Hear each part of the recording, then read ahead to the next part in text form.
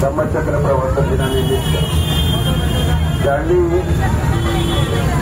खूप घोर कष्ट करून इतक्या वर्षापासून हा भोजनदानाचं आयोजन केलेले आहे असे आमचे वीरेंद्र सचिव यांचा सत्कार करायची मला संधी दिलेली आहे, कारण की त्यांचा सत्कार होणं अत्यंत गरजेचं आहे. त्यांच्यामुळे आपण सर्व इथे उपस्थित होतो आणि ते केंद्रबिंदू आहे आपण सर्वांना इथे संघटित करायसाठी.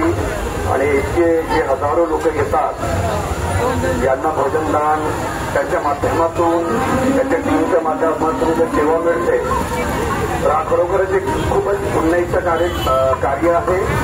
आणि मला वाटते की बाबासाहेबांच्या प्रती श्रद्धेचा हाही एक भाग आहे. तर ते ह्या कार्यक्रमाचे जनक आहेत आणि जे इतके संघटना जे आहेत त्यांचे कार्यकर्ता आहेत, पदाधिकारी आहेत, तर त्यांचं स्वागत सत्कार होणे अत्यंत आवश्यक आहे. आणि म्हणून मी माननीय वीरेंद्र दहिकर साहेबांना विनंती करतो त्यांनी हा सन्मान स्वीकारावा.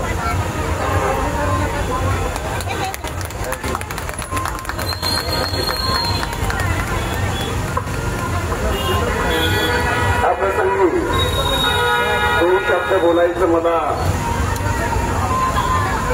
सांगितलेलं आहे. सर्वप्रथम 69व्या धम्मचक्र प्रवर्तन दिनानिमित्त मी आपण सर्वांना आपल्या देशातले सर्व बौद्ध बांधव तसेच विश्वातून दीक्षाभूमीला येणारे सर्व बौद्ध बांधव यांचं हार्दिक स्वागत करतो, अभिनंदन करतो की 14 ऑक्टोबर 1956 ला बाबासाहेबांनी आपल्याला एक नवा जीवनदान दिला. बौद्ध धर्माची दीक्षा देऊन आपल्याला हजारो वर्षांपासूनचे जो दलदल होता, किचड होता, गंदगी होती, गुलामगिरी होती, शोषण होता, त्यातून आपल्याला मुक्त केलेला आहे आणि स्वच्छ जागेमध्ये स्वच्छ धर्मामध्ये आणलेला आहे जो मानवतावादी धर्म आहे. मी आपल्याला सांगू इच्छितो की भगवान बुद्धाचा धर्म सायंटिफिक आहे, वैज्ञानिक आहे आणि तो मानवतेच्या आधारावर आधारित आहे. म्हणून वीरूला हा जो शब्द आहे तर ह्युमॅनिझम हा शब्द मी दिला. ह्युमॅनिझमचा अर्थ असते की आपण मानवता प्रेमी आहोत. माणूस त्याचा सन्मान पहिला. म्हणून आमची हे जे ह्युमॅनिझम फाउंडेशन आहे यांच्या माध्यमातून जे पवनीला आमचं हे जे आपल्याला दृश्य दिसते, डायग्राम दिसते, मेडिटेशन रिसर्च सेंटर आणि यानंतर सुद्धा जे आहे काही अजून प्रोजेक्ट्स आहेत पण स्टेप बाय स्टेप आपल्याला एक कम्प्लीट करायचं आहे. हा खूप मोठा प्रोजेक्ट आहे आणि त्यासाठी आम्ही सर्व फॉर्मॅलिटीज कम्प्लीट केलेली आहे. डॉक्युमेंटरी जे जितकी फॉर्मॅलिटीज आहे ते सर्व आम्ही गव्हर्नमेंटला दिलेलं आहे आणि लवकरात लवकर जे आहे तिथे आम्हाला मेडिटेशन सेंटरचं जे काम आहे ते सुरू करायसाठी आम्हाला फंड मिळेल आणि त्या माध्यमातून सुद्धा खूप मोठी सेवा आम्ही करू शकतो ह्युमॅनिझम फाउंडेशनच्या माध्यमातून. हा एक खूप मोठा अचिव्हमेंट आहे किंवा उपलब्धी आहे. त्याचप्रमाणे विरोधाचे कार्य आहे हे सामाजिक लेवलवर अत्यंत मोलाचं कार्य आहे. मला तर असं वाटतं की त्यांनी आपलं पूर्ण जीवन समर्पित इथे केलेलं आहे. खूप वर्ष जे आहे त्यांनी आपल्या विहाराची सेवा केलेली आहे, आताही करत आहेत. खूप मोठे मोठे डिसिजन त्यांनी घेतलेले होते, मोठे मोठे आंदोलन केलेले होते आणि त्याचा आम्हाला सर्वांना आपल्या कॉलनीमध्ये आपल्या सुगत बुद्ध विहाराला खूप फायदा झालेला आहे.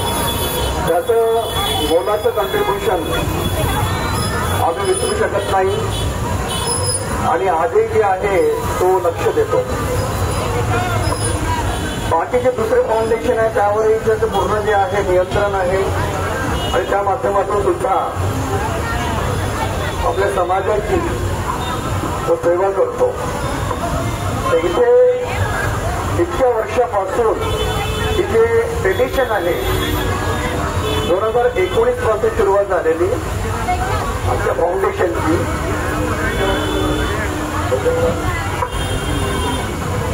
आणि 1999ला ही जी प्रथा आहे भोजनदान द्यायची ती त्यांनी सुरू केली. तर आज 6 वर्ष सतत इथे जे भोजनदानाचा कार्यक्रम आयोजित करण्यात येते. आणि विशेष म्हणजे की जे हल्दीरामचे जे प्रोडक्ट्स आहेत ते लोकांना खूप आवडतात आणि गावकरी लोकांना हे उपलब्ध होत नाही सहजासहजी. तर आपल्या स्टॉलमध्ये हे मिळते. यामुळे इथे खूपच गर्दी असते आणि मला वाटते की आतापर्यंत जे आहे हजारो लोक येऊन जे आहे भोजनाचा आस्वाद घेऊन तृप्त झालेले आहेत. आणि आताही जे आहे आमची तयारी आहे खूप स्ट्रॉंग आहे. दिवसभर जे आहे लोक येतील तरी सुद्धा जे आहे त्यांची सेवा करायची इथे तत्परता आहे, सुविधा आहे. तर मला असं वाटतं की हा एक खूप मोठा वर्षामध्ये एक दिवस हा जो येतो खूप सॅटिस्फॅक्शनच्या समाधानाचा हा दिवस असतो. आणि मला पण खूप पर्सनली व्यक्तिगत रूपाने जे आहे इथे यायची इच्छा होत असते. कधी उशीर होते, बिझी शेड्यूल असते. पण मला इथे आल्यानंतर खूप एक समाधान मनाला वाटते. कारण की इतक्या वर्षापासून आपण सोबत आहो, राहिलेले आहो आणि समोरही सुद्धा आपण सोबतच राहणार आहोत याची जाणीव जी आहे इथे पण होत असते मला. तर फार फार जे आहे मी वीरूचं आणि वीरूची जी टीम आहे त्यांचं स्वागत आता झालेलं आहे. आणि एक स्वागत आमचा जो महिला वर्ग आहे त्यांचं स्वागत झालेलं आहे. तर हे त्यांना अप्रिशिएशन आहे, हे त्यांची पावती आहे की आम्ही त्यांच्या मोलाच्या कार्याला, सहभागाला, सेवेला आम्ही एक्नॉलेजमेंट देतो, स्वीकृती देतो. आणि असंच जे आहे त्यांनी भविष्यामध्ये सुद्धा सहकार्य करावे अशी अपेक्षा आहे. आज विशेष रूपाने माझा लहानपणाचा मित्र संदेश आज आलेला आहे आणि मला असं कळलं की हा पहिल्यांदा झालेला आहे. असं वाटलं की याच्या आधी जो आहे तो येत असेल. पण असं वाटतं की ज्याही कारणामुळे आला तो पण आला आणि त्याचं स्वागतही झालेलं आहे. कमीत कमी इतकी प्रेरणा घेऊन तो प्रत्येक वर्षी इथे यायला पाहिजे. मी येऊ किंवा नाही येऊ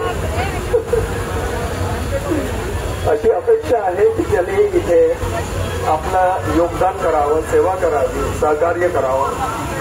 कारण की तोही व्यक्तित्व जे आहे मोलाचा आहे आपल्या समाजासाठी. आणि इथे जे आहे ज्या प्रकारे ट्रान्सपरंटली जी सेवा होते आणि सर्वांना दिसून येते ते खूप प्रशंसनीय आहे. आणि लोकांच्या चेहऱ्यावर एक सॅटिस्फॅक्शन दिसतो. ते पाहून आम्हाला खूपच आनंद वाटतो. या प्रसंगी नुसतं 2 शब्द दीक्षाभूमी आणि बोधगया 2 शब्द याच्यावर बोलतो आणि मग मी आपल्या शब्दांना विराम देईन. दीक्षाभूमीचा विकास जेव्हा बाबासाहेबांनी 14 ऑक्टोबर 1956ला दीक्षा दिली बौद्ध धम्माची, लाखो बांधवांना जे आहे दीक्षित केलं बुद्ध धम्मामध्ये आणि आपला पुनर्जन्म झाला.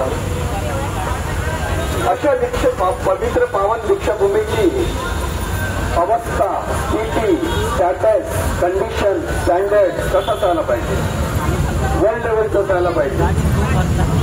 पण 69 वर्ष झाले तरी सुद्धा दीक्षाभूमीचा विकास समाधानपूर्वक नाहीये. आणि तिथे कॉन्ट्रोवर्सी, प्रॉब्लेम, मनमुटाव, झगडे हे सर्व चालूच आहे. विकासाचं काम सुद्धा खूप झालेलं आहे. जे काम सुरू झालेलं होतं ते बंद पडलेलं आहे 6 वर्षापासून. हे सर्व प्रॉब्लेम घेऊन काल मी उच्च न्यायालयामध्ये गेलो आणि त्यांना माननीय जजेस साहेबांना, न्यायाधीश साहेबांना सर्व समजावून सांगितलं. त्यांना ते पटलं आणि म्हणून त्यांनी कोर्टाने स्ट्रिक्ट म्हणजे ताशेरे ओढले गव्हर्नमेंट ऑफ महाराष्ट्रवर, NIT चे वकील, NMRDA आणि खूप सारे दुसरे रिस्पॉन्डंट. मला सांगितलं की तुम्ही स्वतः ज्या दीक्षाभूमीला इन्स्पेक्शन करा, निरीक्षण करा आणि आम्हाला सांगा, रिपोर्ट करा की काही तिथे प्रॉब्लेम्स आहेत का, असुविधा आहे का, गडबड आहे का, काय आहे. अशी ऑथॉरिटी कोर्टाने मला दिली. काल मी इन्स्पेक्शन केलं.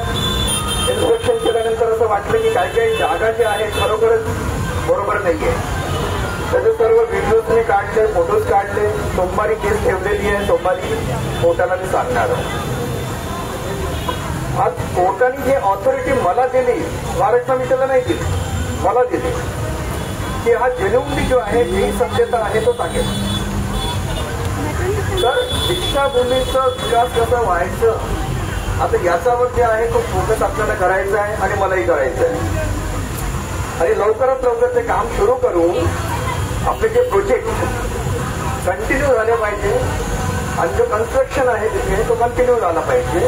आणि अवतीभवतीची जी जागा आहे, माता कचेरी आणि वॉटर रिसर्च इन्स्टिट्यूट, ते पण आपल्याला मिळाली पाहिजे.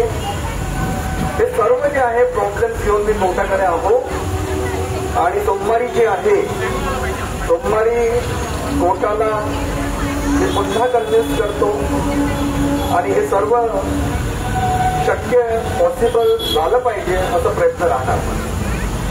बोधगयेच्या केसमध्ये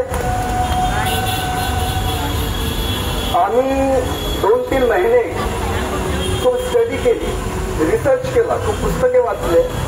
धार्मिक, हिस्टोरिकल, ऐतिहासिक, कनिंगमचे रिपोर्ट. यांनी महाबोधी महाविहारची एस्टिमेशन केलं, शोधलं त्या अंग्रेजांनी. त्याचे रिपोर्ट वाचले. त्या रिपोर्टमध्ये कुठे जे आहे महाराष्ट्रात शिवलिंग वगैरे काही नाही आहे, मंदिर वगैरे काही नाही आहे. नुसतं भगवान बुद्धाचं जे आहे तिथे अस्तित्व आहे. तर बिहार गव्हर्नमेंटने जे जे पॉईंट घेतले आपल्या त्यांच्या फेवरमध्ये, त्या सर्वांचं आम्ही खंडन केलं आणि 94 पेजेसची आम्ही अमेंडमेंट अप्लिकेशन फाईल केली. कोर्टाला रिक्वेस्ट केली की लवकरात लवकर हे केस लावा. पण शेवटी जे आहे, जे मध्यस्थी लोक असतात, जे आम्हाला ना माहिती होऊन समोर निर्णय घ्यायचा प्रयत्न करतात, त्यांनी खूप मोठी गडबड केली आणि त्यांच्यामुळे ते तारीख ज्या 30 ऑक्टोबर आहे, म्हणजे ह्याच महिन्यामध्ये, तर 30 ऑक्टोबरला महायुद्ध होणार सुप्रीम कोर्टामध्ये, हायकोर्टामध्ये पण महायुद्ध होणार दीक्षाभूमीसाठी. आणि ह्या महायुद्धासाठी जे आहे आम्ही अस्त्रशस्त्राने सुसज्ज आहोत आणि त्याकरिता आपली सुद्धा मंगल मैत्रीची गरज आहे सर्वांची.